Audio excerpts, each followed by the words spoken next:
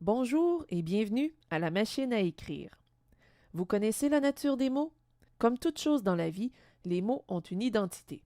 En linguistique, c'est ce qu'on appelle la nature. Selon leur nature, les mots se divisent en deux grandes catégories, les mots variables et les mots invariables. Au cours des prochaines minutes, nous allons apprendre à identifier les mots variables. Voici la liste des mots variables.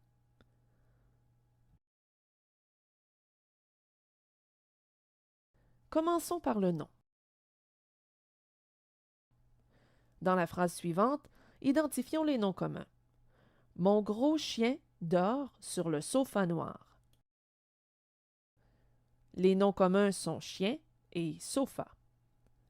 Le nom commun se reconnaît facilement grâce au déterminant qui est toujours placé avant le nom. Dans ce cas-ci, les déterminants sont mon et le. Il est possible de placer un déterminant devant n'importe quel nom. Par exemple, la ville, un ordinateur, ce téléphone.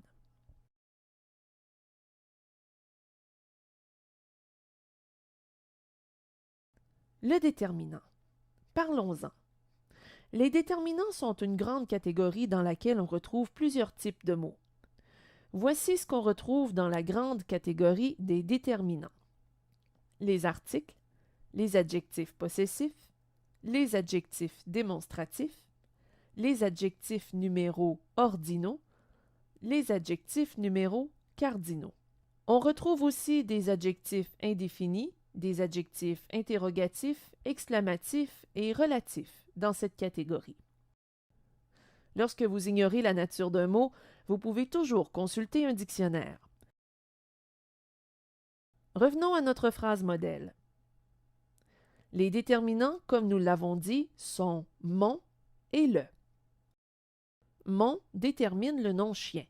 Le détermine le nom sofa. Dans la phrase suivante, indiquez quels sont les déterminants. Le directeur de l'école a rencontré des élèves ce matin. Les déterminants sont le, l'apostrophe, des et ce.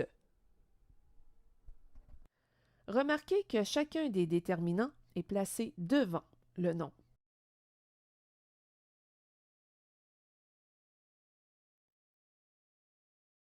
Nous savons maintenant comment reconnaître le nom et le déterminant. Ajoutons l'adjectif qualificatif.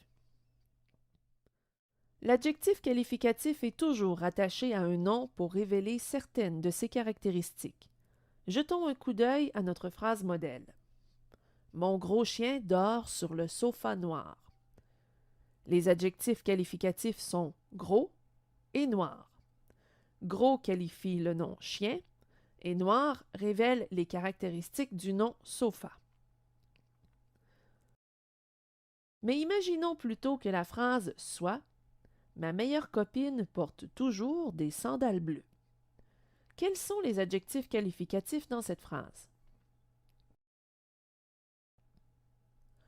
Il s'agit effectivement de meilleur et de bleu. Jusqu'à présent, nous avons appris à reconnaître les noms, les déterminants et les adjectifs qualificatifs. Ce sont tous des éléments très importants dans la structure d'une phrase. Mais le moteur de toute phrase, c'est le verbe.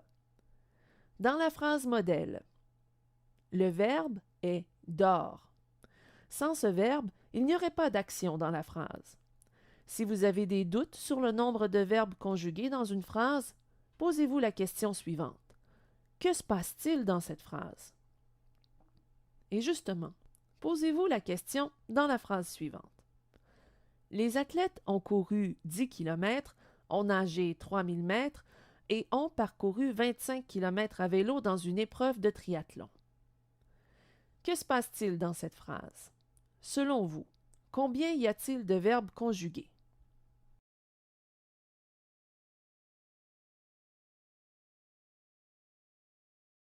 il y en a 3. Ont couru, ont nagé et ont parcouru sont les 3 verbes conjugués. Nous avons vu jusqu'à maintenant le nom, le déterminant, l'adjectif qualificatif et le verbe. On en ajoute un dernier, le pronom. Portons notre attention aux pronoms personnels. Vous les connaissez, je, tu, il, elle, nous, vous, il et elle.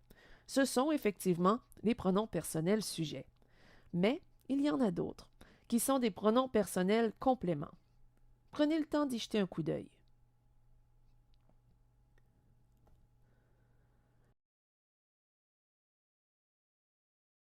Pour reconnaître le pronom personnel, qu'il soit sujet ou complément, trouvez d'abord le verbe. Par exemple, il dort sur le sofa. Le verbe est dort et le pronom personnel est il. À votre tour. Pierre se sent bien quand il s'entraîne.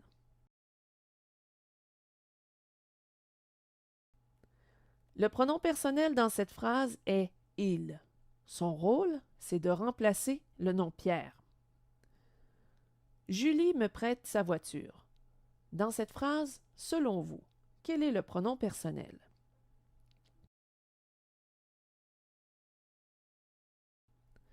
Me est un pronom personnel complément, effectivement. Récapitulons. Les mots variables sont les noms, les déterminants, les adjectifs, les verbes et les pronoms. Dans la prochaine leçon, nous allons apprendre à distinguer les mots invariables. D'ici là, vous pouvez commencer à répondre aux questionnaires mis à votre disposition dans D2L. Si vous avez des questions ou souhaitez échanger sur le sujet, joignez-vous à nous dans le forum de discussion où nous nous ferons un plaisir de répondre à vos questions. Ici Mélanie Tremblay. Merci de votre attention. À la prochaine.